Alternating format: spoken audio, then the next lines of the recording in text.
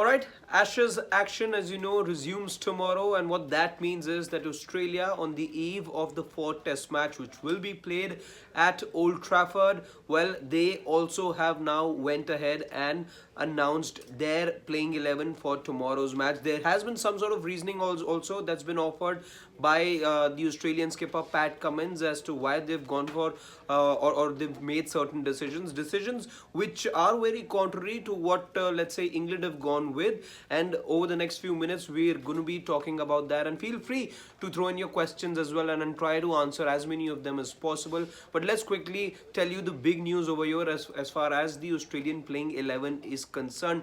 Two big changes. One, of course, is the omission, and this is the big update over here. One, of course, is the omission of Todd Murphy, who you saw play the previous test match, but no game time now for Todd Murphy. Only 9.3 overs is all that we saw him bowl in the previous test match, so very limited exposure over there for him as well in the Headingley test match.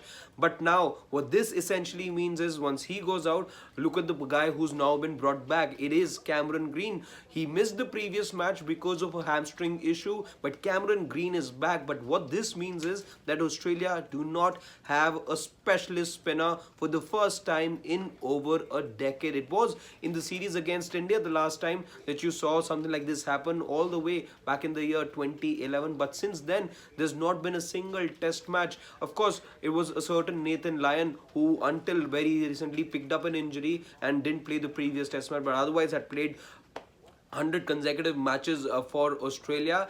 But then now what this means is that Australia in the fourth test match at Old Trafford will be without a leg spinner. Let me now tell you about the other change, and then let's talk about who could then fill in the role for specialist spinner or handle the spin bowling department for Australia. But the other change now, let's talk about that. The other change happens to be the inclusion of Josh Hazelwood. Who goes out? Well, it is Scott Boland who's had to make way for Josh Hazelwood. So look at the pace battery now that Australia have now gone ahead with. There is a Pat Cummins, there is a Josh Hazelwood, there is a Cameron Green, there is also Mitch Marsh, who is going to be there in the spin bowling department. So you've got 5 proper bowlers over there. Of course, it will be Pat Cummins who will be leading the bowling attack for Australia. But then look at the fact that what this change also means is that they bat all the way till number 8 now, Australia. It is going to be Alex Carey who's going to be walking in at number 8, and then you'll have the 3 specialist pacers. So this is what the Australian lineup could be looking like and will be looking like, in fact, when they step onto the pitch at Old Trafford tomorrow. So what this change has done is, with the inclusion of Cameron Green and Mitch Marsh, of course, after the exclusion of after the century rather that Mitch Marsh had scored in the previous test match, there was no way Australia weren't going to stick with him. But look at the fact that in in both Mitch Marsh and Cameron Green, you get pace bowling options as well. So Australia's batting depth has increased, but of course one could argue that there is no spinner over there, and that is one of those areas that Australia could be found wanting. But what are the options now that Australia can go with? One, of course, is the fact that you will then be turning to somebody like a Travis Head, who was seen bowling in the previous matches as well. A bulk of the bowling will have to be done by him. Then, of course, maybe Steve Smith and Manas Labuschagne could also be 2 other alternatives that Pat Cummins could look at if need be. But otherwise, Australia have made their intent very clear. You won't really see a lot of spin bowling from Australia because they've gone out with a heavy pace battery. A pace battery which is being led by Pat Cummins. There is Josh Hazelwood, there is Mitch Starc as well, there is Mitch Marsh also, and then there's Cameron Green also. So lots of pace bowling options over there. Some of those pictures that have been going around on social media, giving us an impression of what the pitch in Manchester could look like, but those could not or let's just say, let's not read too much into the pictures that we are seeing at the moment, because even from the pictures that were doing the rounds a couple of days back, there has been a tremendous reduction or deduction, let's say, in the amount of grass cover on that pitch. It's not as green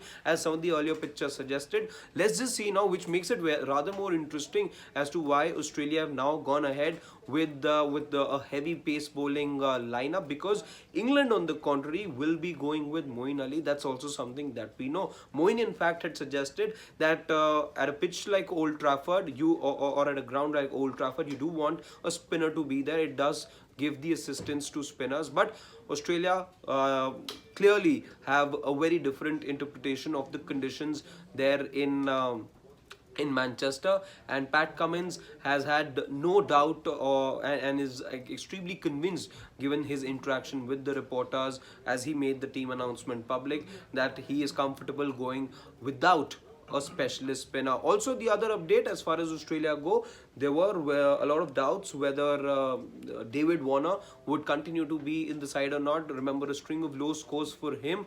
He was again dismissed by Stuart Broad in both the innings in the previous test match. He does retain his place. You were looking at alternatives, you were thinking maybe he's run out of time, but Pat Cummins has said that he was crucial on the past couple of occasions where there were 50 plus partnerships. David Warner played a crucial part, and they would not want to make changes up top in the batting department. So that's how Australia could look like tomorrow as far as their playing 11 is concerned. Let's quickly run you through in case you're joining us right now.